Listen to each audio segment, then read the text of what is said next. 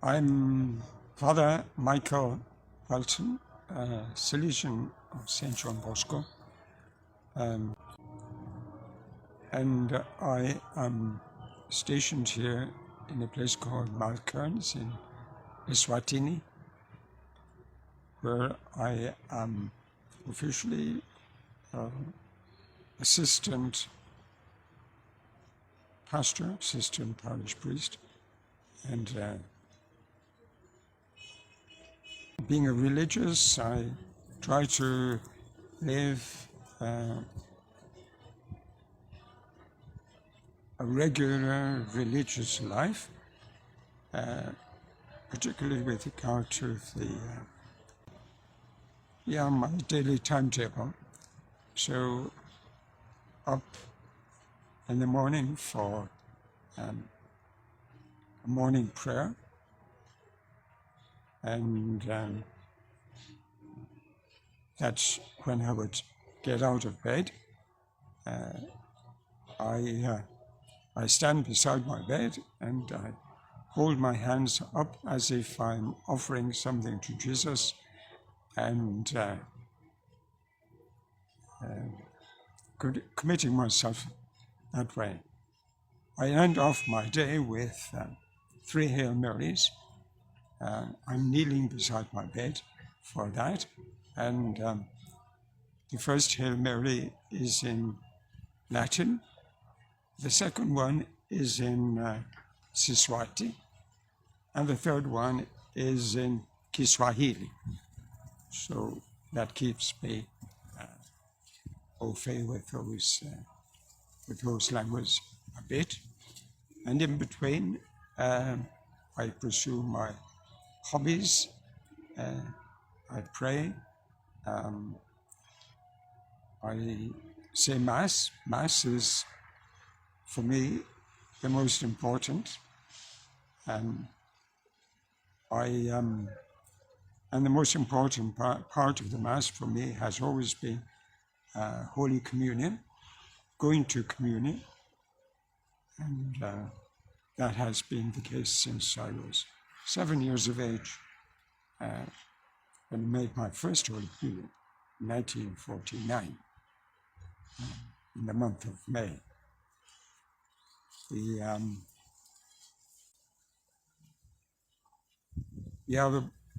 The religious life is now more complicated than ever, because we try to be, we're in active apostolate, dealing with the world, if you like, dealing with people of the parish, but of others.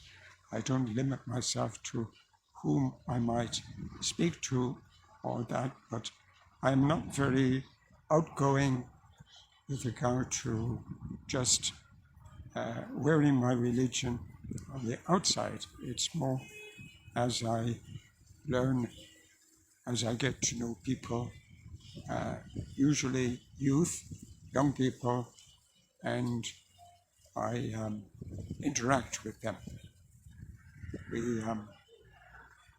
I like taking photographs. I've always done so. I do some of my apostolates via Facebook. It's always indirectly, if I'm preaching the gospel, it's indirect preaching of the gospel. So I'm uncomfortable with people who are speaking and saying that they love Jesus. I wouldn't normally say that easily in public, who I love. But I've now said that out loud, and but it's the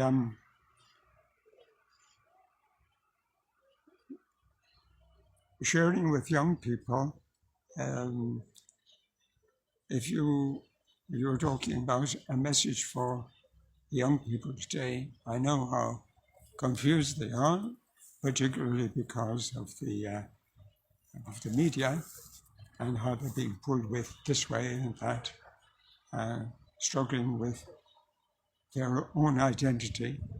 And So I try to help them meet up with that. If I was saying to somebody particular, I would say something like this, that they need, or an individual needs to be honest. We're talking about the commandments now, but we're talking about honesty. Honesty with themselves as they're coming to know themselves. They're not lying to themselves and therefore not deceiving themselves, but they are getting to know themselves as well as they can. And helping them along that road. I would say operate somewhat similar with people who are committed Catholics and so on. But my religion, I'm really at the edge of, you might say, the pagan world that we're in with regard to the major issues of our Catholic religion. Living this sacramentally. I've been very lucky to be able to receive Jesus in Holy Communion, and what I don't particularly like about the present arrangement for communion is that the time for prayer after communion the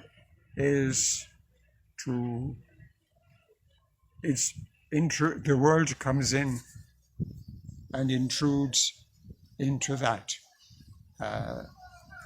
It's not really long enough, and what is structured around the end of the Mass is like we're back into questions like, how are you doing today, and things like that. So I am an interior person that way, and would be disturbed by things on the outside. An interior life, I think, is important, and particularly for priests.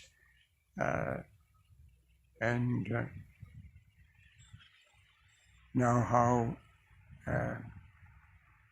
enabling those things to take place is what I would say I would be doing. Enabling people to be able to get to know themselves, examine their own conscience. I examine my conscience,